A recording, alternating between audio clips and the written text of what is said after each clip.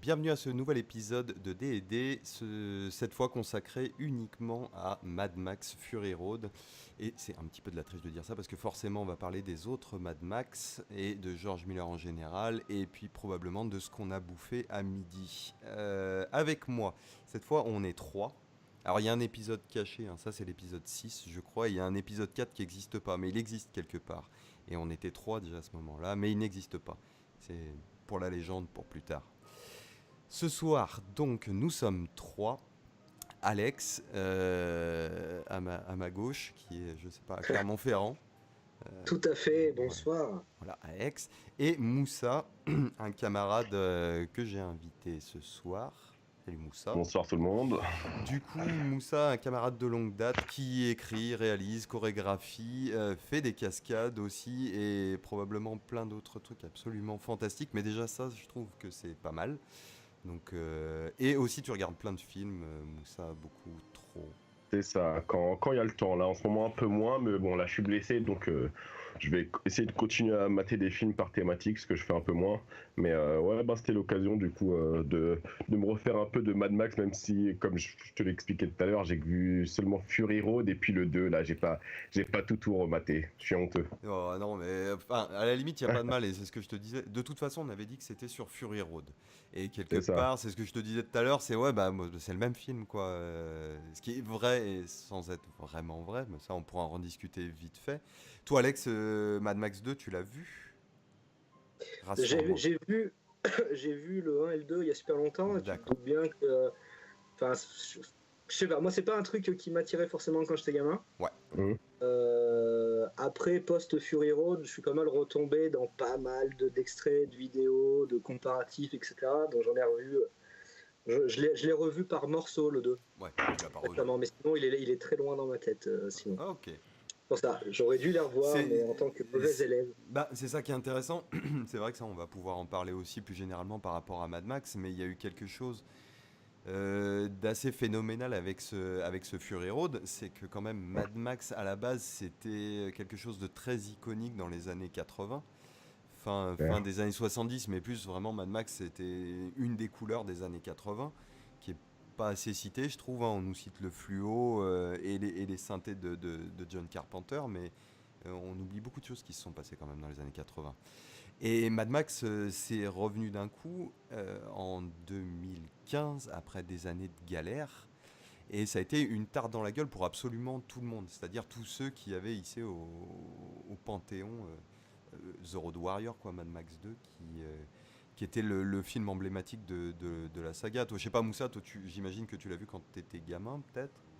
Ben, c'est ça, ouais, j'avais commencé par Mad Max 2, là, ben, c'est la chance d'avoir un grand frère qui met des cassettes. En général, quand les petits frères sont pas là, bah, ils se matent ça et surtout, tu découvres un peu avec toute l'animation japonaise, bah, t'as l'impression de voir Ken déjà. Tu dis, mais c'est Ken en fait. Il fait, Ouais, ouais, mais c'était avant Ken, ça. mm, Tu dis, ah, ok. c'est vrai. Et ouais, j'ai découvert Mad Max comme ça. Et puis, le premier, je l'ai vu très très tard. Et ça, j'ai eu cette impression vraiment bizarre que c'est une sorte de préquel. Et pour moi, Mad Max, c'était le monde post-apocalyptique, quoi. Ouais, c'est vrai que de toute façon, c'est ce qu'on en a le plus retenu. Mm. Et, euh, et c'est un des trucs qui était hallucinant d'ailleurs avec Fury Road, parce qu'on va revenir et on va se balader. De toute manière, les films sont interconnectés, donc forcément c'est sur Fury Road, parce que c'est un peu le point d'orgue, pour moi en tout cas, de la saga. Déjà que le 2 avait quelque chose de cet ordre-là, c'était un point d'orgue limite générationnel, quand tu vois tous ceux que ça a influencé. C'est clair, ouais. Et en reprenant même les propres influences de Miller à l'époque, hein, ce qu'il voulait faire, et le Mm. bain culturel dans lequel il était, avec les métal hurlants, c'est une des références les plus célèbres et les plus citées. Mm. Il y avait un sacré truc.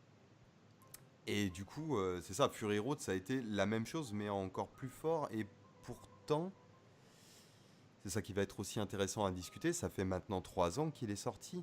Ouais. À quel point le film a impacté la production ou les créatifs? Moi, c'est un des trucs. C'est discussion et digression, hein, on rappelle. Donc, on va pas nécessairement parler du film et de tous les détails. On va en discuter, si vous le voulez bien. Ouais. Carrément. C'est pour préciser l'idée, en tout cas. Euh, Mm. Du coup, toi, je sais pas, Alex, toi, avec le recul, tu vois comment un peu l'impact du film réel?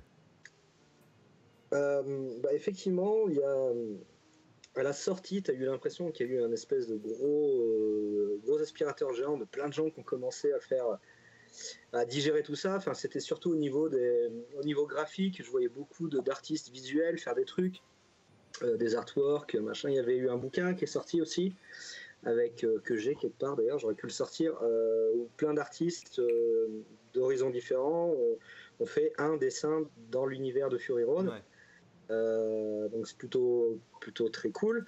Effectivement, après, dans le ciné, au-delà de l'aspect un peu Non, post-apo, c'est dans l'industrie vraiment que je veux dire, hein. Parce que ouais, voilà. effectivement, les artworks, les trucs, les fan art et tout ça, effectivement, pour n'importe quel truc, tu peux en retrouver.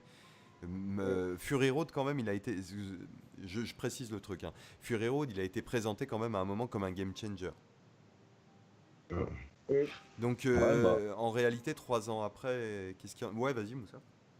Non, j'allais dire, ben, c'est une question que je me pose aussi, mais j'ai pas l'impression que il y a nécessairement beaucoup de films qui ont essayé de rejouer après dans la même catégorie depuis, quoi. Même si de ci, de là, par exemple, je regardais Le Labyrinthe, une sorte de teen movie fantastique, là, et puis là, il y a un épisode où ils ont carrément pompé l'esthétique de Mad Max Fury Road et tout, Ah ouais, mais j'ai pas vu tant que ça. Ouais, le dernier, il me semble, avec. Ils ont pris tout le bagage post-apocalyptique, les voitures, etc.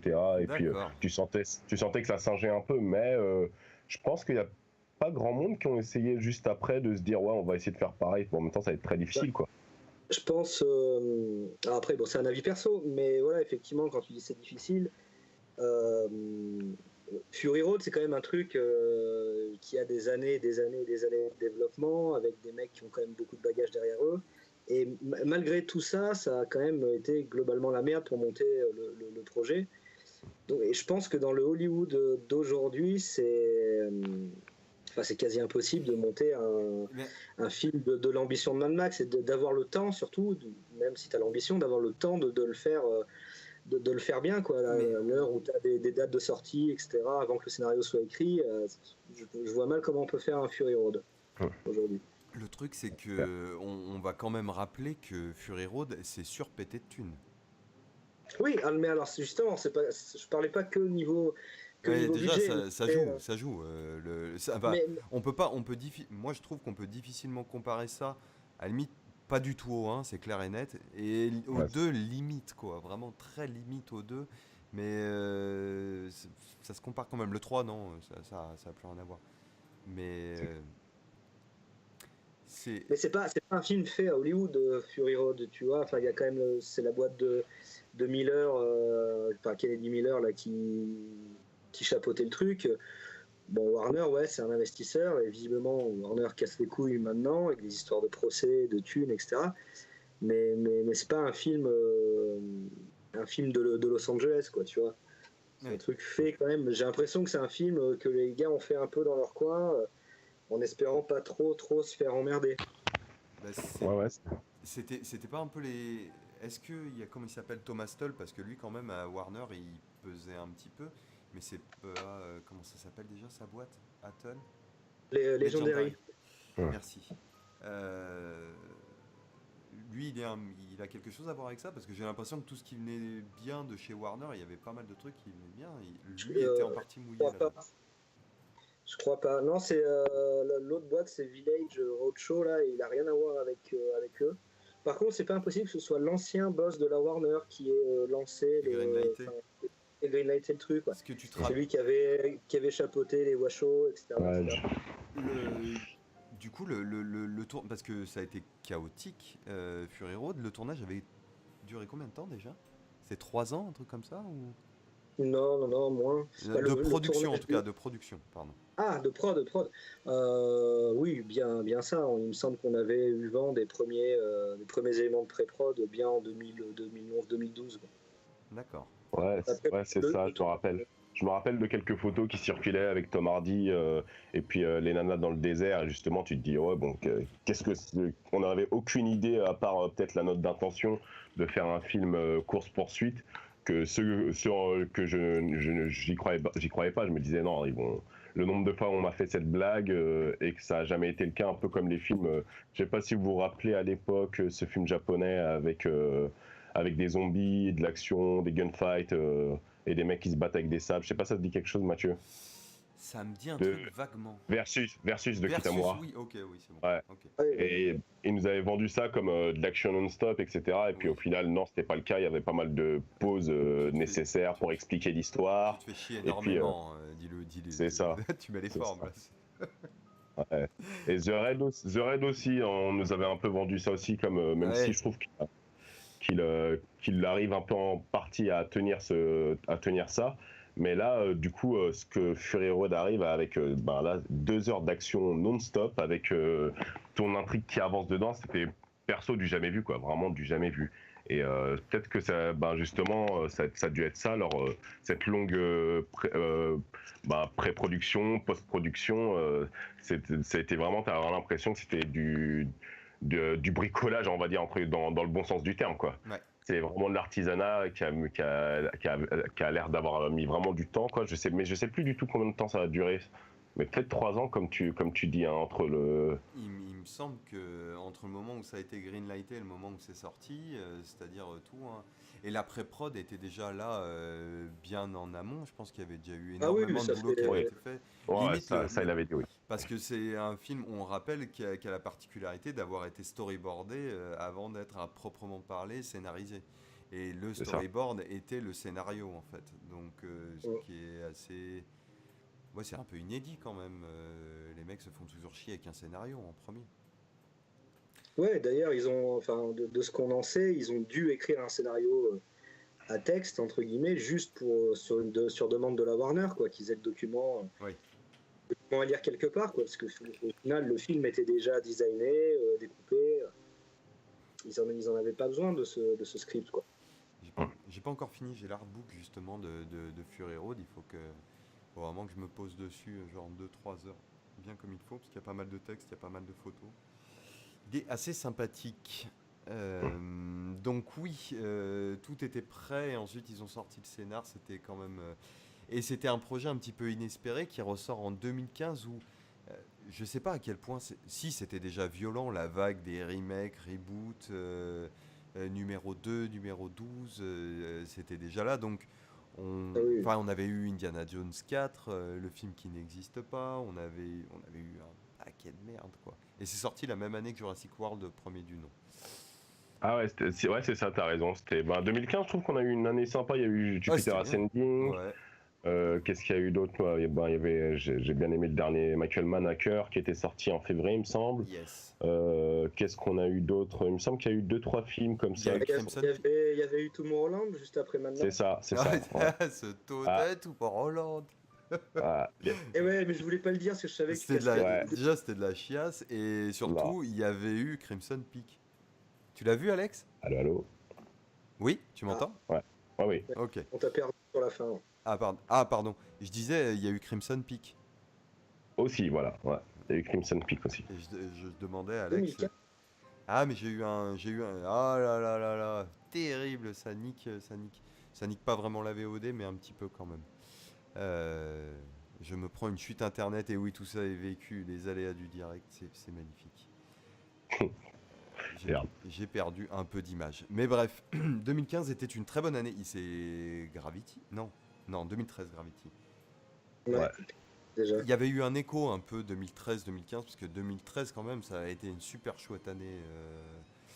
Aussi, ouais. Il y avait eu Cloud Atlas, c'était bien, quoi. Cloud Atlas, Gravity, The World's End, déjà juste ça, tu dis ouais, bah c'est bon. Ouais, il y a eu Django qui était sorti en décembre au Stage, je crois. Et puis nous on l'a eu l'année juste après, quand on l'a eu en 2013. Et c'est ça, 2015 de toute façon, déjà tu dis bon bah il y a eu Fury Road, et puis ça résout le problème. Moi je pense que c'est une des meilleures expériences ciné que j'ai pu faire de toutes. Oui, qui se compte sur les doigts des deux mains, en tout cas. Si je compte sur les doigts des deux mains des meilleures expériences ciné que j'ai eues, ça c'est dedans, je pense. C'est dedans. Ouais. Excuse-moi, c'est qu'au début je crois que c'est toi, Matt, qui disait que les gens qui connaissaient Mad Max avaient pris le film dans la gueule, c'est une grosse claque. Moi, j'ai surtout eu l'impression que c'est le truc fort, c'est que justement, ça a réussi à asseoir même les gens qui connaissaient pas du tout la mythologie de Mad Max, quoi. Et même les gens pas forcément à fond dans l'action. Tu sais, le truc, c'est que un film comme Mad Max, enfin la saga Mad Max, elle a tellement infusé dans la culture populaire que avant même d'y aller, en fait, tu connais déjà. Tout, Ouais. tout le monde connaît Mad Max quelque part, comme tout le monde, tu vois, une image installée des zombies, le post-apo avec le truc Mad Max collé à côté, tu sais que ça va être des espèces de tarés, de punks qui crient la bouche ouverte dans des buggy lancés à fond dans le désert. Il y a déjà ce truc qui est un peu là. Ouais, bah ça fait même, je trouve que c'est même une des thématiques du film et il en est bien conscient, Miller, C'est vrai. que comment justement, bah là, il est tout ce qui est transfusion du sang de Max, qui est tout ce qu'il a laissé justement, et Oui. puis C'est le plus méta en tout cas. c'est ça. J'ai l'impression qu'il a à la fois proprement conscience de ça, et en même temps, ben c'est pour dire, ben bon. Voilà, qu'est-ce que je vais proposer de nouveau? C'est ce qui me rend un peu, c'est ce qui est fascinant avec Mad Max. Bon, déjà, on le rappelle, il avait bien 70 piges, le Papy Miller, Mm. et t'as l'impression qu'il met à l'amende à 70 piges tout ce qui a pu être fait, que ce soit en matière d'action et surtout conscience de maintenant, avec un cinéma où on peut, enfin un cinéma, oui, on peut quasiment tout faire comme type d'image. Là, il arrive avec quasiment 2 heures, bon, ça n'existe pas parfaite, mais 2 heures condensées où cette histoire ne marcherait pas dans un jeu vidéo, ce serait ce serait une course poursuite peut-être un peu chiante, 2 heures, ce serait inintéressant.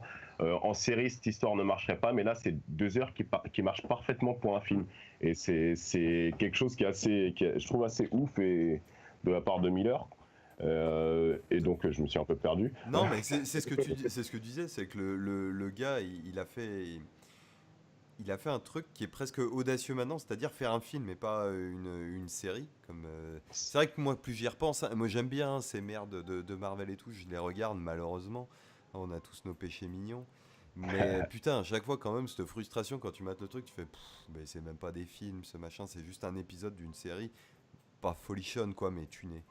Mad Max, ça arrive, c'est compact, ça suffit à lui-même. Fury Road, c'est 2 heures blindées où il y a quand même un rythme de taré qui sait très bien se servir de l'hystérie et du silence. Clairement. Putain, je l'ai rematé du coup moi hier en version Black and Chrome, sur laquelle je reviendrai avec un grand plaisir. Mais le rythme de ce film est taré quoi. Le rythme musical en tout cas du film et visuel du coup il est assez fou. Vraiment, c'est difficilement critiquable. C'est ça. Alors, ça fait partie des films, c'est compliqué d'en parler parce que de base, on est entièrement convaincu, on n'a rien à redire. Maintenant, C'est ça.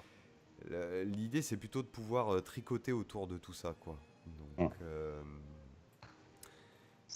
C'est un peu ça. Et puis, bah, du coup, bah, le film aussi, clairement, c'est ce qu'il te dit, quoi. Comment, là, c'est du pur kiff sensoriel. Qu'est-ce, qu'est-ce que d'autre on peut parler justement, bah, comme tu as dit, de tricoter de les influences, de tout ça, de la façon dont il a été fait. ouais. Mais par contre, tout se suffit tellement à lui dans le film que c'est dur de, je trouve, trop théoriser dessus, justement, quoi. Il Et y a, alors, ben, en tout cas, un truc qu'on sait, c'est que George Miller est un énorme aficionado de ce cher Joseph Campbell. ouais, ça. Pour aller jusqu'à faire une série de documentaires sur Campbell, sur le mythe du héros, à écrire une préface également pour le bouquin, je sais plus dans quelle version, et voilà. Enfin voilà, George Miller, c'est quand même un punk lettré quoi, le gars. Moi c'est ce qui me renvoie un petit peu en termes d'énergie dans ce qu'il fait dans ses films. C'est très rentre dedans et c'est très érudit, je trouve. Je sais pas quels autres films vous avez. Toi, Alex, t'as vu lesquels de sa filmo? Bah, moi, le premier, c'était, bon, c'est pas vraiment lui, mais Babe, forcément. Ouais. J'étais minot. Et, le 2, j'ai vu Lorenzo après Fury Road. Ouais. Ah ouais, quand même, t'as vu Lorenzo. Ouais. Et du coup, bah, les deux premiers Mad Max, pas vu le troisième. Et j'en oublie ou pas? Bah, peut-être Happy Feet. Ouais, Oui, ouais. oui, les deux Happy Feet. Et celui que j'ai pas vu, c'est les sorcières destruites. Ah, pareil, j'ai Ouais. toujours pas vu celui-là. Ah ouais, Je l'ai toujours pas. pas. Ouais, mais c'était le bordel apparemment. Je crois qu'il en a chié Jeannot sur le tournage. Ouais, ouais, ouais, Ça a ouais. été un peu le bordel. Le film est un peu foutraque, mais il y a toujours des trucs dedans. Ça va. Et il y a Jack Nicholson, quoi. Donc, tu sais, Ouais. automatiquement, le film est bien. Donc, Et oui, bah, les Happy Feet, oui, mais forcément. Lorenzo, c'est un putain de film quand même. C'est bien, moi, celui-là d'avoir vu. Moi, je l'ai vu très très tard. Je l'ai vu après Fury Road. Autant le dire Ouais. clairement. C'était le genre de film qui traînait dans les vidéoclubs quand j'étais gamin. Mais en fait, regardez la jaquette du film. Et mettez-vous à l'âge de quelqu'un qui a 10 Ah. ans et qui sait pas que c'est le réalisateur de Mad Max. Ouais. Même en le sachant, je sais pas, ça aurait été compliqué quoi, parce que putain, c'est un sacré film d'horreur. Le gars, il a quand même fait un film d'horreur quoi dans le tas, c'est celui-là. Et oui, toi, j'imagine, Moussa, t'en as vu la plupart tous. Ouais, quasiment. Ben, Ah, sauf les moi, sorcières. ouais, sauf les sorcières. Et Lorenzo que j'ai rattrapé très tard aussi. Ouais. Je connaissais même pas le film. Du coup, c'est en me penchant sur sa filmo, je me suis dit ah ben il me manque ça et ça et ça. Et les sorcières, j'ai complètement oublié de le remater en soi, mais ça reste Miller, ça reste quand même fascinant que ce mec il puisse autant faire. Ce film, il te sort un Mad Max, il sort un film qui sort de je ne sais où, et puis en même temps il te fait Happy Feet et il te fait Babe. Tu te dis ouais, mais qu'est-ce qui le motive à faire ça il est assez troublant le bonhomme quand même, à trouver son comment dire, à trouver, enfin il y a bien sûr une cohérence justement, mais c'est troublant de l'essayer de la choper quoi. J'ai un peu du mal quand même. Bah, il en avait parlé aussi à l'époque des Happy Feet, c'était qu'il voulait faire des films que ses gosses puissent regarder. C'est Je crois ça, qu'il ouais, y a, il ça y a je me des mecs rappelle. qui ont ce truc à un moment de réal, qui ont des gosses. Et donc lui, il voulait faire ça, c'est pour ça qu'il s'est tourné vers Happy Feet. Puis après, c'était bon, bah c'est bon, maintenant ils ont grandi. Donc vas-y, Fury Road. Et un des trucs qui est, moi je trouve très intéressant dans Fury Road, c'est que tu sens carrément que le mec est passé par l'animation et la caméra beaucoup plus libre. Et finalement, un truc qui débride beaucoup les idées. Moi, je pense que pour tous les réalisateurs coincés du cul, il faut aller tâter de l'animation, quoi. C'est quand Mm. même un des trucs les plus libérateurs. Ça, bon, on parlait de Spielberg pour Ready Player One et ce qu'il avait fait sur Tintin auparavant. Il le disait lui dans les interviews. Moi, ça m'a complètement libéré. Le gars, d'un coup, c'est comme s'il pouvait niquer ses propres conventions, quoi. Mm. Et je sens que, enfin, moi, je trouve que dans Fury Road, on retrouve ça. On retrouve des côtés très cartoonesques. Moi, j'arrive pas à le tourner autrement que comme ça, mais je trouve qu'il y a beaucoup de scènes et d'instants très cartoonesques, des tronches, des gros plans, tu vois, des grands angles qu'il utilise.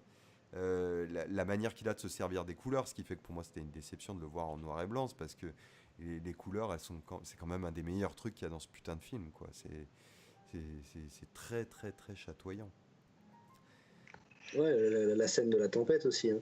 Oui, Ouais, ça. en Des noir. frissons ça. Bah, en noir et blanc, c'est compliqué la scène de la tempête, Ouais. Alex. Mm. C'est Ouais. moins, moins violent, quoi. C'est moins beau, c'est difficile à résumer quand même, Fury Road, parce que tu peux le prendre, comme disait Moussa, bah, tu peux prendre le film tel qu'il est, tu te poses pas de questions sur les influences, et tu te manges 2 heures, et en fait ça passe tout seul, t'as pas compris ce qui s'est passé, mais ça s'est passé. Et, euh, et tu peux aussi un petit peu le décortiquer, aller chercher dans certains éléments, parce que il met quand même du sens par-ci, par-là. Il sait pas. Ouais. Certains pourraient. Je sais pas. Je m'imagine qu'il y a des gens, un peu comme pour Gravity, qui s'imaginent que le film est une espèce de ligne droite qui veut rien dire d'autre que ce qu'il raconte. Mm. Ah oui, mais c'est sûr, on en parle encore aujourd'hui.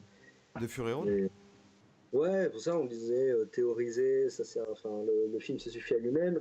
Moi je suis complètement d'accord, mais quand j'en parle avec des gens, j'en ai quand même encore pas mal qui me disent ouais, tu sais, le fameux techniquement c'est sympa quoi. Ouais, ouais.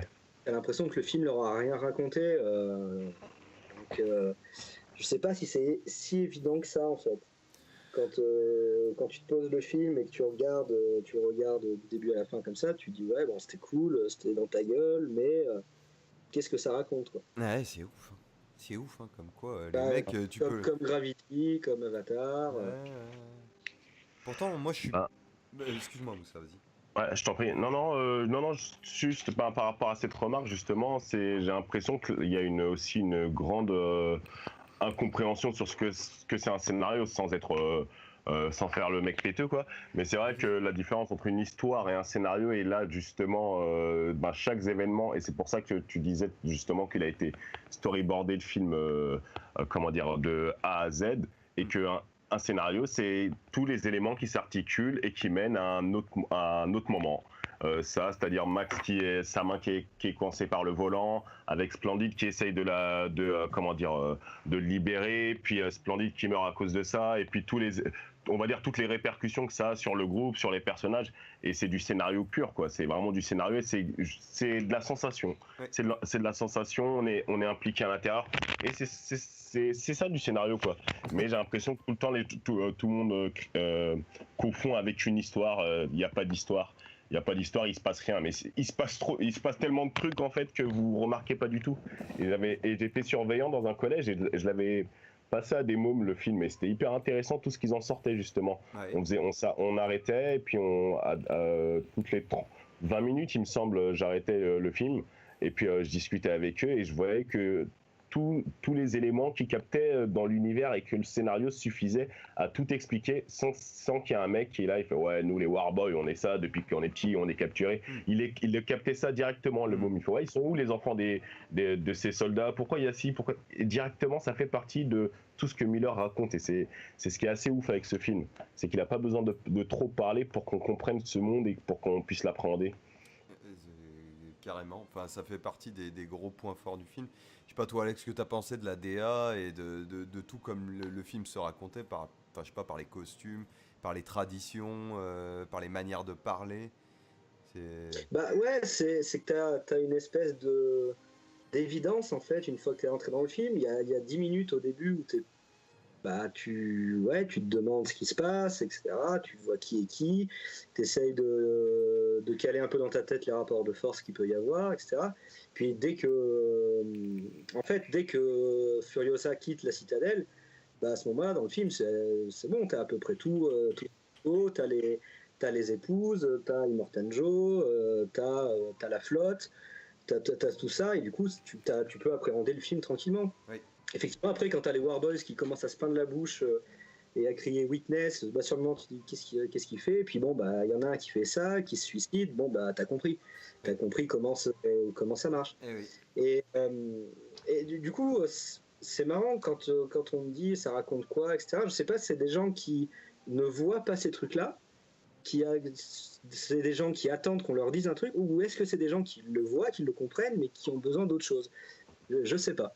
Ouais, bonne question. Bonne question aussi. Moi, ça me dépasse un peu. C'est du mal des fois à expliquer ce que j'aime dans ce film et des fois même retorquer par rapport à certaines personnes qui vont dire il y a que l'aller-retour et puis sinon c'est bien quand même, mais il y a que ça et c'est dur de venir avec des arguments en fait. Tu te dis tu vois pas tout ce qu'il y a dedans. C'est comme t'as l'impression de parler à un daltonien en fait et parler de couleur à un daltonien, donc tu fais ah ouais non mais en fait pardon. Tu vois pas le truc? Non, bon, c'est ça et tu dis. Et c'est pas tu tant dis ça, un truc excuse-moi. alchimique, hein, finalement.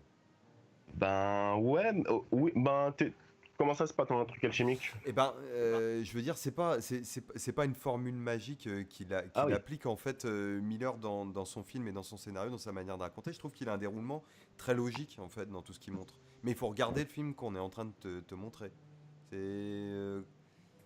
Faut être un petit peu attentif à ce qui se passe. J'ai l'impression que ça rentre dans cette catégorie de film, moi. C'est peut-être pour ça que certains, possiblement, sont dépassés par le délire. Ça me semblerait surprenant. Mais... C'est en plus un film qui supporte quand même vachement bien le revisionnage, quoi. Au contraire, même plus tu le revois, plus tu te rends compte que y a des choses, effectivement, il se passe des choses et on te raconte des choses, mais peut-être aussi que quand tu pars sur le film en se disant que ça va être débile, en mode débranchage de cerveau, comme certains aiment bien dire, peut-être justement tu fais pas l'effort d'ouvrir les yeux et les oreilles. Au-delà de ce qu'on peut penser d'un Marvel dont on avait déjà parlé sur Avengers, qu'on aime ou pas, bon, ça reste des trucs où tu te poses et on te donne tout, quoi. On te dit tout, on te redit tout souvent. C'est pour ça que les films sont trop longs aussi de Marvel, je pense, parce qu'ils passent trop de temps à redire les trucs. Ouais. À te les montrer, à te les réexpliquer, des persos les redisent, c'est l'impression de suivre les feux de l'amour, quoi. Ah bah, à un moment, c'est plus de l'installation qu'ils font dans le scénario, c'est les gars, ils sont en train de faire le World Trade Center quoi, en termes Non, de chantier. c'est ça. Moi, j'avais en infocom, on avait étudié les soap opéras, comment ça fonctionnait, et, l'idée c'était il fallait qu'à chaque épisode, à chaque semaine, chaque jour, même si tu avais vu aucun épisode pendant les 4 saisons d'avant, il fallait que tu piges ce qui était en train de se dire. Ah, c'est abominable. Donc, du coup, à chaque fois, si tu non mais c'est fascinant, tu regardes un épisode de ça, Bah, chaque et tu te rends compte épisode. qu'à chaque scène, non mais à chaque scène, le personnage, quand t'as deux personnages qui dialoguent, ils répètent le prénom du mec dont ils sont en train de parler, alors qu'ils sont censés être au courant, qu'est-ce qu'il a fait, etc. Et tout ça, c'est pour que la ménagère, si jamais elle est en train de faire un truc dans la cuisine à côté, elle puisse quand même suivre le truc, parce qu'ils Oui, sont en train de le dire. alors on peut résumer la logique en fait, les mecs écrivent et font des films pour qu'en fait t'aies pas besoin de les voir pour les comprendre. C'est ça. T'as Et juste pour moi, besoin d'un Marvel, résumé et voilà, c'est bon, c'est fait. le Marvel, c'est un peu stylé, C'est quoi. un peu, C'est-à-dire que tu mais vas au c'est ciné, pas, moi je dirais pas le contraire en plus. Pour même si j'arrive à en apprécier quelques, c'est. Non mais voilà, mais au-delà de la qualité du film, parce que ça peut être cool et certains peuvent apprécier, mais à Marvel, si tu vas avec ta chérie et que tu passes un quart d'heure à te galocher au fond de la salle, t'as pas loupé grand-chose, quoi, parce qu'au final, on va te réexpliquer. Que Mad Max, pour le coup, tu vas pas pisser, quoi, pendant le film. C'est clair. Tu risques de louper des trucs importants. Alors, moi je dis quand même que la scène où les vieilles rencontrent les jeunes, vous pouvez aller pisser. Alors, je le dis perso, je l'ai revu hier soir et les vieilles, elles sont mignonnes, hein, mais elles sont un peu gonflantes, là, la troupe des gentilles Amazones, des mémés Amazones hippies. Vous pouvez aller pisser. Gentil, là. Oui, elles se font ouais, bah, ramener, elles aiment pas les mecs. Elles aiment pas les mecs. et puis elles s'apprêtent à les dépouiller aussi, quoi. Oui, Elles sont, c'est clair, c'est clair. Mais elles sont bien, comment dire, adaptées à cet univers-là. Et justement, on avait besoin d'un mec, d'un fou comme Max, justement, quoi. Une sorte de prophète un peu bizarre qui va venir mettre des coups de pompe dans la ruche, quoi. C'est vraiment ça, quoi, ce mec aussi. ouais, bah, c'est pas vraiment voulu en plus au début, parce que c'est vrai que l'intro est quand même top, comme il te réinstalle le truc, quoi. Mais Ouais, du coup, c'est complètement détaché du reste de la saga, quoi. C'est une nouvelle aventure de Max, quoi. Mais avec des questionnements logiques finalement sur ce qu'il a passé, parce que moi j'ai revu le 1, j'ai revu le 2, et honte sur moi, j'ai pas revu le 3. Je voulais revoir le 3, et de toute façon je vais me le refaire là dans les jours qui viennent. Mais ça pourrait ajouter des choses, mais le 3 c'est comme si ça essayait de lancer un univers étendu, mais que ça prenait pas. Et du coup, enfin, le 3 c'est un film compliqué, parce qu'on rappelle qu'il y a le partenaire de George Miller, le partenaire créatif de son producteur, qui est mort juste avant le tournage du 3. C'est juste avant que ça commence, quoi. Et ça a été un gros coup quand même pour George Miller, qui s'était lancé sur une entreprise assez colossale par rapport aux deux. C'était de la grosse prod, c'était tuné, hein, Mad Max 3. Il y avait Tina Turner, il y avait plein de trucs dégueulasses qu'on allait retrouver après dans les années 90 et qu'on avait déjà bien dans les années 80, avec des guests et des saloperies comme ça. Mais il y a quelques idées dedans. Et il y a un changement de ton très radical. De toute façon, tous les Mad Max ont leur ton bien à eux. Il n'y a pas de films qui sont pareils sur les 4. C'est assez intéressant quand même à constater et voir comment lui joue de sa propre mythologie dedans, où finalement c'est un peu comme les soaps en fait. En fait, ils ont raison les gens, il n'y a pas de scénario. C'est un peu comme les soaps, t'as pas besoin d'avoir vu les autres avant, au final. T'as juste besoin de comprendre que c'est la merde, il y a plus... Alors avant, c'était plus l'essence dans le 2. Dans le 3, je me souviens plus ce que c'est. C'est quoi la valeur d'échange là-bas la plus importante? Si, c'est le verre un petit peu. Ça commence avec le petit squat où il y a les gamins là. Ils ont un petit oasis à eux. Ouais, j'ai un peu oublié aussi, c'est marrant. Mais il me semble que c'est un truc comme ça. Il y a aussi cette idée de nature et tout. Et dans le 4, c'est assez primordial dedans. C'est les ressources principales. C'est pas que l'essence, quoi. Parce que dans le 2, quand même, ça s'écharpe pour 3 bidons d'essence, quoi. C'est ça, ouais, c'est C'est clair. tout ce qu'ils veulent, hein, les mecs, pour prendre leur bagnole et filer tout droit dans le désert. Tu fais ah, ok. Donc ils sont bien cramés de toute façon. Et moi, il y a un truc qui m'a parlé. Désolé, hein, je bouffe un peu la parole. Il y a un truc qui m'a parlé hier quand je l'ai revu. C'est le côté où déjà c'est Max qui s'introduit au début et pas un narrateur. C'est pas un autre narrateur, c'est pas quelqu'un qui raconte son histoire, c'est lui qui se raconte. Il y a ce truc-là qui change complètement, je trouve, par rapport aux autres, où c'est la légende de Max. Ouais. Et du coup, Ouais. c'est en ça où déjà, je me suis dit, ah tiens, le film, il est déjà en train de se regarder lui-même. Donc il y a des conséquences logiques des actions qu'il mène finalement dans le 2, de ce qui lui est arrivé dans le 1 et dans le 3, qui est un peu plus anecdotique finalement, mais quand même le 1 et le 2, il s'en prend plein sa mouille, le Max. Et finalement, tu as les conséquences vraiment dans le 4, quoi, de tout ce qu'il a vécu. Tu vois, il y a ce truc de Mad Max, donc tout le monde estime qu'il est, voilà, c'est un taré, mais si tu le regardes bien agir, tu te rends compte que non, ça va. Sauf que dans le 4, ça commence sur un mec qui est quand même un petit peu jeté et qui met un gros tiers, voire une moitié de film à redevenir humain, quoi. Ah, c'est clair, je pense que le film, c'est un film qui, j'ai l'impression, parle beaucoup du coup du syndrome post-traumatique, quoi. Parce que t'as vraiment l'impression, ben, déjà, le mec il est hanté par des visions qui reviennent souvent, la mort de sa fille, des autres personnes qu'il est censé avoir abandonnées. Et en gros, le mec, ben, il va devoir se réhumaniser et réapprendre à vivre avec des gens et puis découvrir que la survie, elle va peut-être passer par retisser des liens. Parce que ben, ça revient souvent dans le film, que ce soit son sang, les chaînes, ça parle beaucoup de ces liens pour la survie, quoi. Avec qui est-ce Bah, qu'on va survivre, contre quoi. Et... c'est intéressant que tu parles de ça parce qu'effectivement, moi, un des trucs qui m'a pété la gueule dans le film, c'est le rapport aux chaînes et à la libération. Comme chacun avec sa chaîne se libère ou se retrouve coincé avec.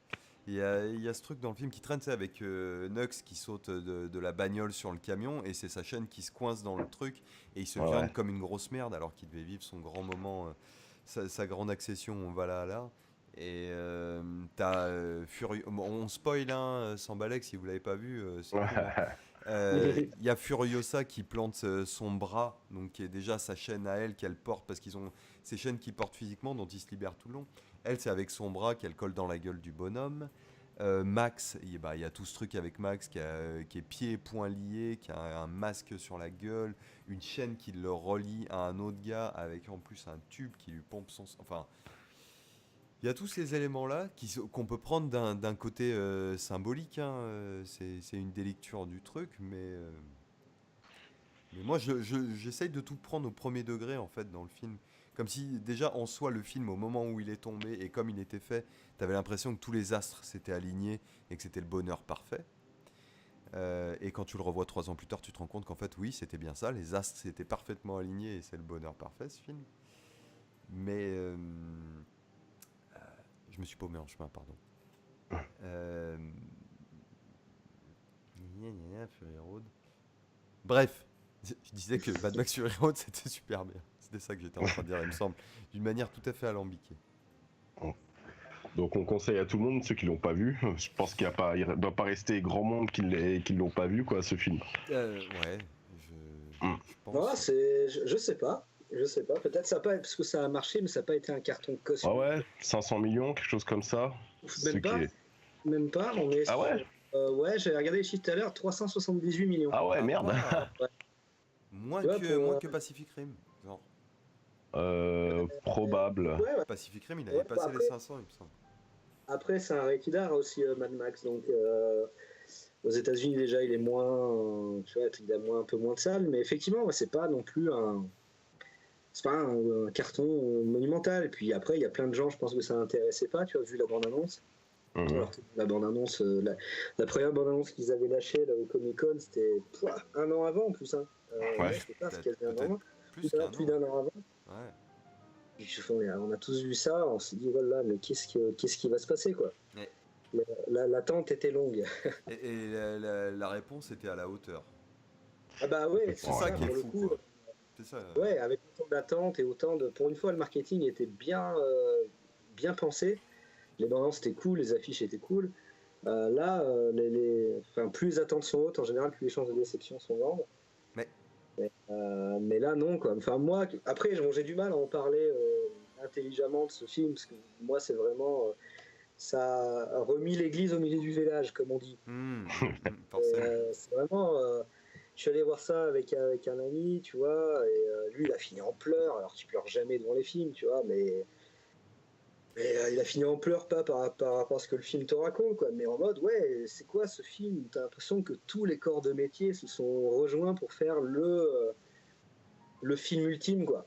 Ouais. Il y a tout qui marche dans ce film. Enfin, on n'en a pas parlé d'ailleurs, mais il a été quand même aussi largement récompensé aux Oscars. Ouais, j'allais le dire, oui. Ouais, il en avait eu combien du coup, Alex? Je sais. Ouais, quasiment tout. Ouais, c'était assez, comment dire. Je trouvais ça inattendu qu'il rafle autant, quoi. Tu dis, ah ouais, quand même. Du technique, on précise, Ouais, il a eu de l'Oscar technique. C'est ça, du technique. Et du créatif aussi, parce que forcément, production design, j'imagine qu'il a eu, peut-être les costumes. Ouais. Costume. Ah ouais, c'est sûr que les mecs. Et pourtant, alors, faut que je le revoie en couleur. Ça y est, il commence à vieillir un petit peu. Un petit peu.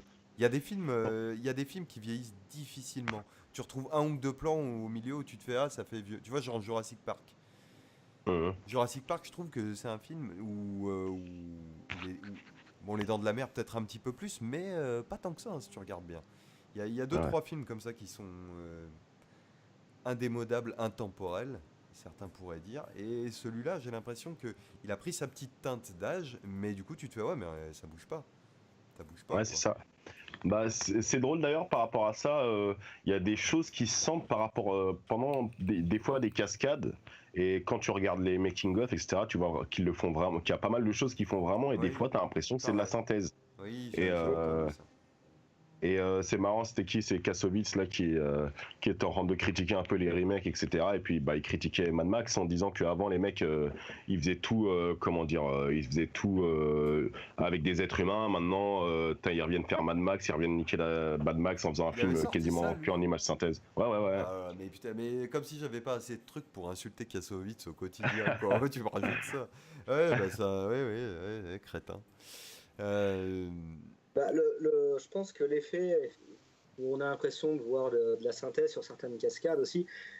Bon, ils font beaucoup de cascades en vrai, mais elles sont souvent après rehaussées, ou notamment au niveau des décors, de ce qu'il y a C'est ça, ouais. autour. en, Le en, câblage. en noir et blanc, Euh, c'était choquant, hein, moi je trouve. Les Ah ouais. incrustes et tout, ouais, moi je trouve qu'elles pètent 10 fois plus à la gueule en noir et blanc. C'est pour ça il y a vraiment des choses pour moi. Ça marche pas en noir et blanc. Là, on m'avait toujours dit oui, les scènes de nuit, elles sont mieux dans la version noir et blanc et les scènes de jour, elles sont mieux dans la version normale. Et en fait, ce qu'il y a, c'est qu'il y a quasiment que des scènes de jour. Hein.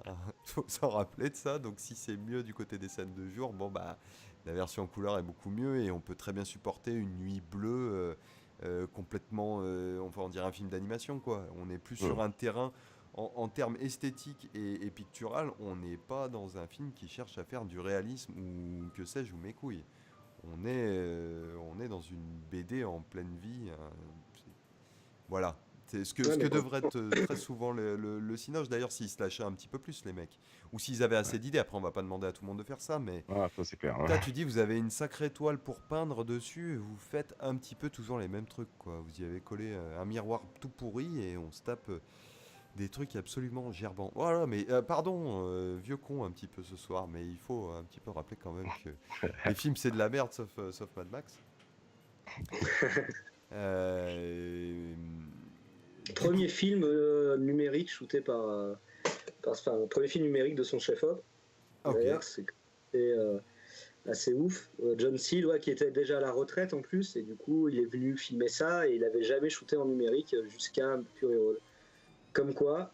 Enfin, bon, après, c'est perso aussi comme vie. Moi, je suis peut-être un peu moins catégorique que tu peux l'être, Matt, des fois sur le numérique, parce que je sais que t'aimes de moins en moins ça. Oui. Parce C'est que, mon cas aussi. Hein. parce Mais que je j'ai de pense que moins en moins le choix, je précise, parce que j'ai de moins en moins ouais, le choix. C'est pour ça. c'est vrai aussi. Mais plus je me pose un peu sur les films que j'aime en numérique, ceux que j'aime pas, etc., etc., les films que je trouve cool en numérique et vraiment qui dépassent un truc, les films de Fincher, de Mad Max, par exemple, Ouais, c'est super. toujours Ah, d'accord, mais le mec, les exemples que tu choisis, c'est de la triche de base. oui, justement, mais c'est que c'est des films shootés par des chefs-op qui viennent de l'argentique. Ouais. Alors que les films ou les séries dégueulasses qui font vraiment numérique, vidéo de merde, c'est toujours des jeunes chefs-op qui ont commencé justement Avec avec ça. l'outil qu'on a aujourd'hui. Donc ils ont cette habitude de d'éclairer tout partout, tout le temps, et puis vas-y, démerde-toi en post-prod, quoi. Et quand tu vois un film de Fincher, c'est le haut du panier, mais tu vois que c'est clairement pas ça, quoi. Il y a Les questions de technique et d'autres réflexes. d'esthétique. Mais oui, mais après, c'est des questions d'adaptation. À quel moment tu t'adaptes à la technologie que tu utilises? Parce que c'est pas anodin quand même. Je pense que certains, c'est genre, je vais faire la même chose que je tourne en argentique ou que je tourne en numérique. En fait, non, pas du tout. Et tous les formats d'image et tout ça, enfin, tout le merdier qui est disponible aux créatifs dans le cinéma. Donc moi, je suis pas anti numérique et je suis d'accord avec toi. Bah, Fury Road me fait amplement fermer ma gueule du coup si je devais la ramener par rapport à ça. Mais il suffit de savoir s'adapter aux médias que tu utilises. Et Fury Road est difficilement critiquable là-dessus, hein. Bon, pas critiquable, mais pété de thunes. J'ai cru comprendre que c'était 200 millions. C'est ça, ouais. J'ai l'impression aussi que c'est pas Ouais, très les chiffres du budget ont l'air d'être pas très clair, hein. pas très clairs, Et ouais, il y a parce eu que des, et il y a le eu des film est merdes. parti en reshoot en plus. Il y a eu des reshoots, et bah c'est là où il y a eu des merdes justement, où c'est Ah ouais, pour ça que. une Ouais, tempête. et ben c'est pour ça qu'on n'aura pas. Pas nécessairement. C'est deux, trois scènes qu'ils ont changé, enlevé, je me souviens plus dans le détail. Mais en tout cas, il y a un embrouille entre la Warner et Miller, où il y a une histoire de 3 ou 5 millions de dollars de bonus que lui devait toucher sur son contrat s'il finissait avant le temps donné de production. Et en gros, lui, c'est ce qu'il a fait. Et derrière, il y a eu des reshoots. Lui dit que c'est la Warner qui a exigé des reshoots. Et la Warner dit que c'est Miller qui, en fait, a pris plus de temps et a fait des reshoots derrière. Et donc, ils en sont là pour le moment. Au jour où on enregistre ce podcast, on ne sait pas encore comment ça s'est terminé. On espère qu'il y a eu d'autres films dans la franchise Mad Max, réalisés par George Miller, et surtout pas par un tâcheron sans nom qui va faire un remake dégueulasse. Ouais, et puis parce que là, je pense que même le plus inintéressé des spectateurs verra la différence, hein, pour le coup. Ouais, Va, justement. va savoir. Moi, je suis beaucoup plus pessimiste que toi sur tout ça. Il y a des gens qui te diront, mais voilà, Fast and Furious, ça déchire 10 fois plus que ton Mad Max de merde.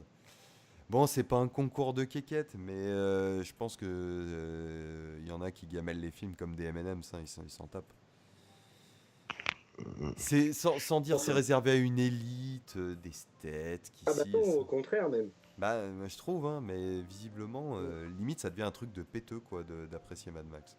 Compliqué. Ouais, mais ce qui est drôle avec Mad Max, un peu pour revenir un peu sur le truc qu'on n'arrive pas, on a du mal à dire de pourquoi on aime et comment on aime, et la différence avec la Fast and Furious, c'est un peu la même chose, et puis même tous les Marvel. C'est par exemple quand on regarde un film de, je sais pas, un Yuan Whooping et qu'on va kiffer les chorégraphies du Yuan Whooping, on va difficilement pouvoir expliquer ce qu'on kiffe dans l'inventivité des chorégraphies, dans la façon dont c'est cadré.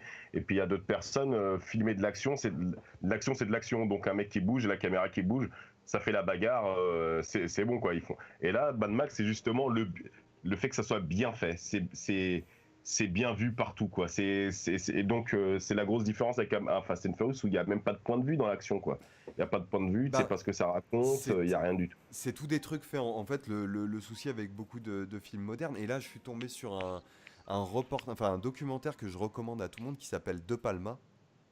Ouais, que j'ai vu, ouais. Tu l'as vu? Sympa. Ouais, moi j'ai trouvé top, hein. Alex, toi tu Ah l'as ouais. vu ou... Non, Bah, j'ai mis ça sur la liste, mais t'aimes bien les docus, t'aimes bien les making-of et tout, les interviews de mecs. Celui-là, vas-y, il est quand même très très intéressant. Et De Palma, ce qu'il dit à un moment, c'est quand il s'est cassé c'est après Mission to Mars, où il a pété les plombs, Hollywood, les effets spéciaux et tout ça. Et il disait le problème des films de maintenant, c'est que c'est des films qui sont entièrement conçus en prévise, pas par, tu vois, pas par entre guillemets l'artiste lui-même, même si c'est des artistes, les mecs qui conçoivent les plans de prévise, Il dit c'est pas le mec qui doit y mettre sa patte quoi là-dessus.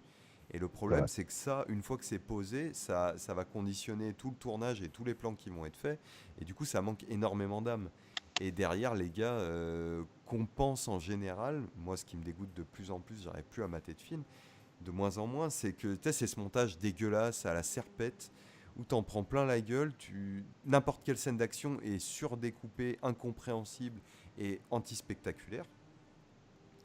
Ce truc-là devient complètement irregardable. Et De Palma, c'est ce qu'il mettait, lui, sur le compte, notamment des Prévises. Et c'est assez rigolo de voir que Mad Max, par contre, ça a été fait à l'ancienne, au dessin, avec Miller qui était là de A à Z dans la conception, de toute façon, du storyboard. Donc, il savait exactement ce qu'il allait retrouver à l'écran par la suite.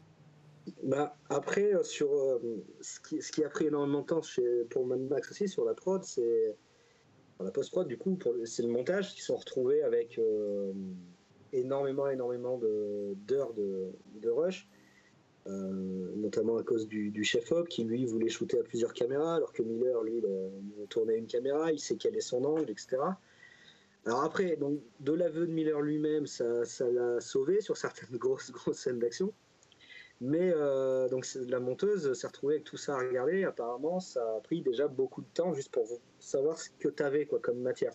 Tu m'étonnes. Ouais. Et même si tout le film était déjà storyboardé et qu'ils ont assez peu dévié du truc, tu as quand même le réel qui s'en mêle un petit peu avec les images et que tu es quand même bien obligé de faire avec les images que tu as tournées, quoi. Donc j'imagine même pas l'enfer que ça a été de monter. Mad Max. Ils sont combien sur le montage d'ailleurs? Bah, t'as une chef monteuse, c'est sa femme. Après, dans l'équipe de montage, il doit être au moins 5, un truc comme ça. Tu dois peut-être même plus. Je sais pas, faudrait regarder sur IMDb, mais le département montage, tu prends juste les monteurs et les assistants monteurs. Oui, ben ça sent que ça a dû être un sacré casse-tête. Tu parlais de montage à la serpette, etc., de trucs imbitables. Mad Max reste un film ultra découpé aussi, quand même. T'as tout le temps. Mais t'as les bons cuts au bon moment, avec la bonne image avant et après. Regarde, c'est ce que Moussa disait à propos du cinéma HK, et il citait notamment quelqu'un comme Yuen Whopping. C'est découpé comme c'est pas permis, mais tout est tout en fluide. Enfin, au niveau visuel, il y a quand même une science de l'action, du mouvement qui est en marche quoi, dans ces films-là, et que tu retrouves dans Mad Max. C'est pour ça que la comparaison est intéressante hein, en termes de découpage de l'action. C'est vrai qu'il y a des scènes qui te pètent plus à la tronche que d'autres. Littéralement d'ailleurs, hein, les scènes d'explosion avec l'autre qui court et ces espèces d'explosions orange, noirâtres qui te fait à plusieurs reprises dans le film, elles sont super impressionnantes. Mais t'as la scène où Max il est sur le capot, il est en train de se friter avec un gars, il tombe et t'as Furiosa qui le rattrape et qui se fait planter un couteau. Et tu vois, t'as tout cet enchaînement là avec Nux qui arrive derrière. Et c'est. Enfin, moi, ça me rappelle des scènes de Kung Fu. Tu sais, avec des mecs qui montent sur les échelles, qui servent de tout le décor, qui bougent de partout. C'est débile, je sais que c'est débile de s'extasier pour un truc qui est bien fait, mais ça tombe de. Enfin, tellement peu souvent à ce point-là que on est obligé de le préciser au moins 50 000 fois quand même. Non, j'en fais trop ou c'est un peu vrai quand même? Ah bah oui, c'est ça, je pense que c'est ce qui est drôle, on dirait que le podcast on essaie de capter pourquoi on kiffe Mad Max en fait, on a du mal à trouver les mots quoi. Mais en parlant de... Déjà d'une, c'est des gens je pense qui aiment l'action. C'est des gens qui aiment l'action et qui s'y intéressent et qui, quand tu vas faire de l'action, c'est pas juste une pause, une scène de combat, j'en ai un peu rien à foutre, régleur de cascade, viens faire le taf, moi je m'en fiche, juste fais-moi un truc bien. Non, là c'est important, cette scène d'action va être importante parce qu'elle raconte des choses dans mon histoire et j'y tiens tout autant que tout le reste. Et je pense que c'est la différence quand tu regardes un film comme Black Panther justement, où tu vois que Ryan Coogler il arrive, ça se voit très bien qu'il en a juste rien à foutre de l'action, c'est pas son truc, c'est pas pour ça qu'il est venu dans le cinéma. Et ça se sent direct par rapport à pas mal de gens. Il y a un régleur de casquette qui va faire des choses plutôt pas mal, mais plutôt génériques, et avec il y a pas de but derrière en fait. Et George Miller, c'est que même dans l'action, tu sens qu'il y a cette volonté de continuer à raconter des relations entre les personnages, nous faire kiffer aussi tout simplement parce que de voir et c'est drôle parce que j'aime pas en plus à la base, je suis pas trop caisse, j'ai jamais trop aimé les cascades en bagnole et ça en fait c'est même pas ça quoi, c'est pas contrairement à Fast and Furious où ce qui compte c'est la grosse bagnole, ouais t'as vu c'est trop mortel. Là la grosse différence c'est que ça raconte quelque chose et que les bagnoles c'est juste un véhicule pour l'histoire comme les personnages et tout le reste quoi. Et puis le mano à mano entre Furiosa et... Ah ça déboîte. Et pour le coup, si tu vas pisser pendant cette scène, par rapport à ce qu'on disait tout à l'heure, tu comprends pas pourquoi ils se parlent comme ça après. Déjà, c'est terrible, voilà. C'est ça. C'est mortel. Et oui. Du coup, qui l'a vu combien de fois au Cinoche? Pour savoir c'est qui est le plus à moitié taré. Alex, je crois que toi t'as été beaucoup taré quand même avec ce film. Moi je l'ai vu 9 fois au cinéma. Ah ouais. Je crois que c'est lui qui a gagné. Mais ouais. Toi, Moussa, tu l'as vu beaucoup? 4 fois il me semble. 4 fois c'est beaucoup déjà. Ouais, c'est beaucoup aussi. Mais je pensais que c'était trop déjà. Mais c'est vrai que je pense, parce que la dernière fois que je l'ai vu, il y avait pas une lassitude, c'est pas le terme, mais en fait j'ai remarqué que je le connaissais trop en fait. Mais et je me suis dit, oui, il faut le laisser reposer. Alors, en en noir et blanc, c'est pas mal pour le revoir et pour avoir envie de le revoir après en couleur. Moi, c'est Marocco. C'est Marocco. Pas faux. Ouais. Mais moi j'avais. Après le film, quand il a commencé à être dispo un peu en téléchargement, avant la sortie de Blu-ray, je l'avais téléchargé et je m'étais amusé à faire des screenshots de tous les plans et même de plusieurs screenshots dans les plans qui bougent pour me faire une liste, une shot-list quoi, et voir comment ça s'enchaîne, comment ça marche. Tous ceux qui veulent apprendre le cinéma, on peut pas recommander assez de voir Mad Max au ralenti et plan par plan. C'est clairement de le regarder et d'écouter un peu ce qui se passe, comment il utilise le mix. C'est pour ça, en off, on se disait sur la version Black and Chrome, ça aurait été cool qu'il refasse la bande son avec. Je suis assez d'accord avec ça, parce que tout le mix, la musique, les bruitages se prêtent assez mal à la version noir et blanc. Je pense qu'il aurait gagné à faire un film vraiment muet, peut-être. Oui, non, mais carrément. Mais en l'état, en tout cas, dans la version couleur et sonore... Et 3D, on n'a pas parlé de la 3D, mais moi c'est... Alors ça c'est peut-être ma petite déception du film. Tu trouves, toi à la sortie. En fait, après Happy Feet 2, Mad Max, film d'action en 3D, je me suis dit, oh là là là là. Et pas tant, j'ai trouvé ça très bien, hein. C'était cohérent, lisible, intéressant.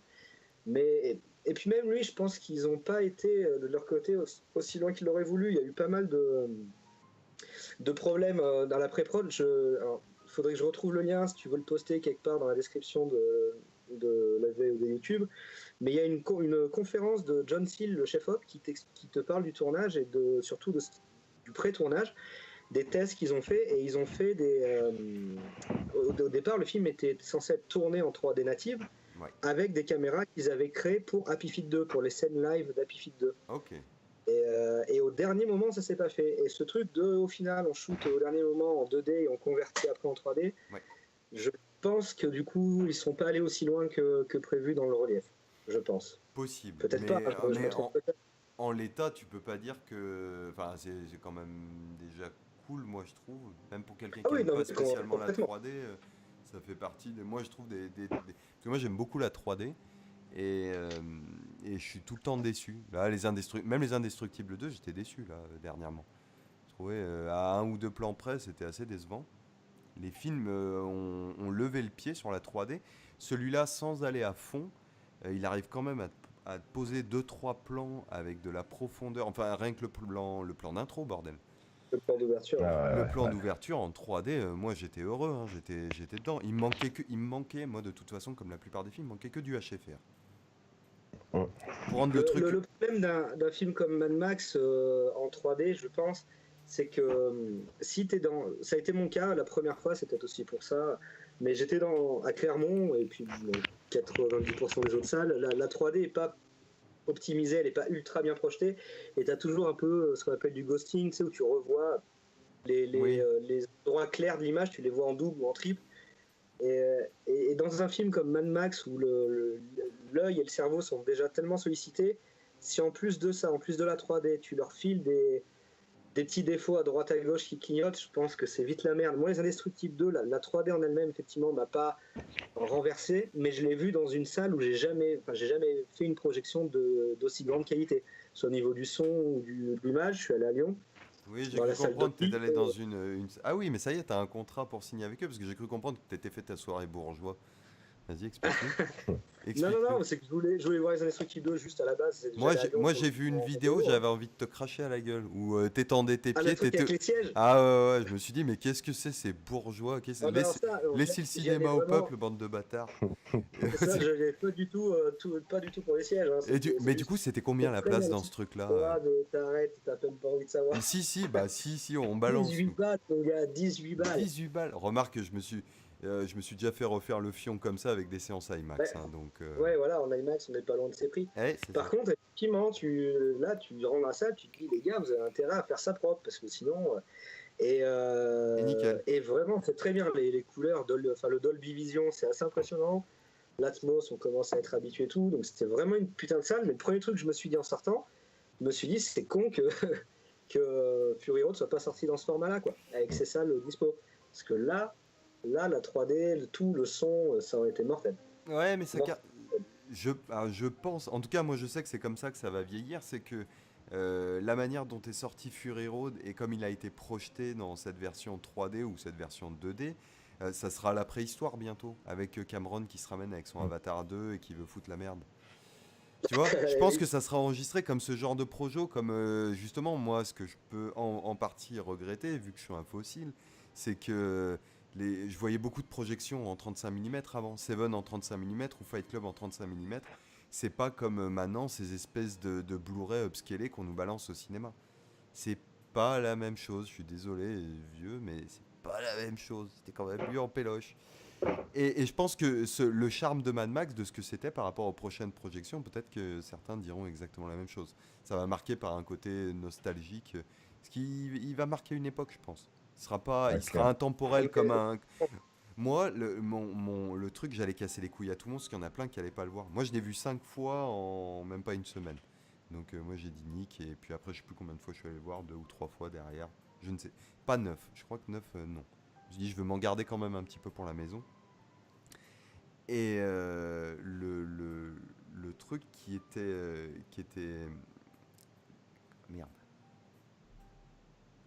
Ouais, je me suis paumé sur les 5 fois, c'est pour ça. Putain, je vais faire du montage. Je triche, je l'annonce déjà, je vais faire du montage. Bref, je l'ai vu 5 fois ce film et je trouve qu'il. Comment dire? Il marque son époque. C'est ça que je voulais dire à la base. Et qu'il va être comme voilà, si c'était ça. Je l'ai. Je l'ai vu 5 fois, personne n'avait eu le temps d'aller le voir avant. Et le truc, c'est que je le vendais comme le bon, la brute et le truand du post-apocalyptique. C'était ma manière de le vendre et ma manière de lui donner de l'importance, parce que quand même, le bon, la brute et le truand, c'est un petit peu important. Et Mad Max, je pense que c'est un film qui a un impact Enfin, Fury Road, c'est un film qui a un impact à peu près pareil. Ouais, franchement, ouais. Je sais pas si c'est une conclusion, peut-être pas. Je pense que vous avez peut-être d'autres trucs à dire, qui sait. Je trouve pas vraiment là. Je sais pas pourquoi, Alex. Je pense qu'on pourrait continuer 4 ans en disant que c'est mortel. Ouais, c'est ça. Au final, on retombera toujours sur nos pattes à dire ça. Hein. Mais c'est mortel et ça gagnera, je pense, à être revu de temps en temps. Surtout si ça continue sur cette lancée, Hollywood et les blockbusters, je pense qu'on reviendra à Mad Max assez régulièrement. Ouais. C'est-à-dire qu'en 2015, il y a eu un. On va déjà voir si les suites seront faisables, tu vois, ça a l'air mal barré, mais. On verra. Est-ce qu'on en a quelque chose à foutre au final? Non, non. Le film de toute façon existe, il existera. Ouais, moi ça serait bien un peu plus de comme ça, mais dans une autre direction. Mais en même temps, je me dis, ouais, mais vous pouvez arrêter, hein, c'est bon. C'est bon. Ouais, non mais. Complètement. Donc voilà. c'est tout. Mad Max Fury Road, c'est bien, en somme. Du coup, c'est mortel. C'est mortel. Voilà, voilà. comme disait Alex, il y a mille autres choses à dire, mais au final, ça serait que répéter ce qu'on répète depuis. Bah, tout à après, l'heure. pour ceux qui seraient intéressés, fouillez un peu YouTube et Internet, parce qu'à l'époque de la promo du film, Miller était quand même pas mal bavard, quoi. Donc Ouais, il y a le il y a DP des sorti. conférences, Le voilà, DP il y a des sorti est trucs. bien. Ouais, il y a quelques interviews où effectivement il parle pendant plus d'une demi-heure. Et voilà, j'ai parlé de la conférence du chef-op, mais il y a aussi, il a fait un truc avec son co-scénariste, celui qui a aussi fait la plupart des storyboards. Euh, il y a pas mal de choses qui se trouvent sur Internet autour du film. Il y a l'artbook que t'as, Max, Matt, Oui, tout à fait. qui a l'air d'être pas mal fourni. Donc, le film est plutôt bien documenté sur Internet, plus que sur le Blu-ray d'ailleurs, c'est un peu dommage. J'ai jamais regardé Mais les bonus du Blu-ray. On c'est t'avoue. sympa, mais tu vois pas mal d'images de tournage, mais tu avais déjà vu un peu avant pendant la promo. Ouais. Tu vois, c'est le genre de projet de tournage qui aurait mérité un espèce de gros documentaire Ouais, de avec plein 3 heures. d'archives et tout. Ah Ouais, bah c'est c'est ça. comme Et ce qu'ils là, avaient fait sur le Pacte des loups, ou ce genre de film, quoi, ou comme sur Ouais, le clair. Seigneur. c'est Ouais, ça. clair. Et là, tu te retrouves avec des petits docs de 20-25 minutes. Sympa, hein, notamment celui sur les cascades. Tu en vois quand même lourd. Tout le monde intervient. Mais, euh, mais bon, voilà, tu dis, Faut que, j'aurais voulu en voir plus quand même. faut que j'épluche l'artbook. Je verrai un peu ce que ça raconte Ouais. dedans. Mais ouais, c'est vrai que c'était plus du matos promo qu'autre chose. Et effectivement, on a un petit peu toujours envie d'en savoir plus sur ce genre de choses. Mais après, est-ce que c'est pas mieux aussi, tu vois? Ouais. Oui, C'est pas non plus, c'est pas plus mal. C'est pas plus mal. Ouais. C'est pas plus mal. Mais du coup, il n'y a pas eu de restauration. Enfin, restauration, il n'y a pas eu de version 4K, je crois, qui est sortie, ou si? Ou non? Si? Si, Si? si, Ok. si, on sort en 4K. Après, le film a été fini en 2K, donc Ouais. Ok. trop d'intérêt. Ou comme 95% des Blu-ray 4K qui sortent. Eh Mais ben, oui, faut faire cracher, donc s'il y a moyen, on y va, il y a toujours un billet à se faire. bah là, les Blu-ray 4K qui sortent, dont les résultats sont vraiment, enfin, dont le résultat impressionne assez, c'est les films shootés en pellicule, hein. Là, il y a Matrix qui est sorti, qui a été recolorisé pour correspondre un peu plus à la colo originale, avec le chef-op qui est venu dessus, là, s'en occuper. Ils ont tout scanné en 4K et apparemment c'est mortel. Donc, Ouais, à voir. à voir, à voir. À voir. Bah, quand il y aura du pognon, hein. On n'est pas encore là. C'est sûr. Moussa, du coup, un dernier mot. Un truc. Un dernier mot, un dernier mot. Qu'est-ce que je peux dire de plus sur Mad Max, à Ah part que c'est oui. mortel? Si tu trouves juste Euh, un mot qui fait le tour, c'est encore.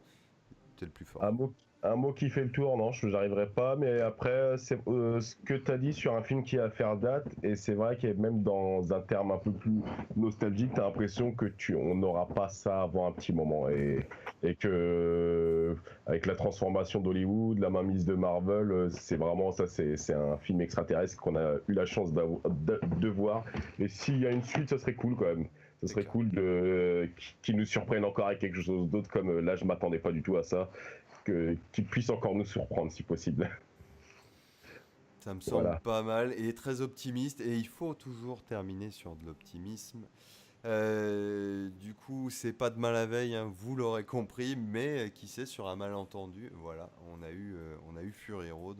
Donc il y en a peut-être un qui va se réveiller et nous sortir un truc qui nous tartine la gueule aussi fort. En tout cas, ben, merci d'avoir écouté et puis à la prochaine.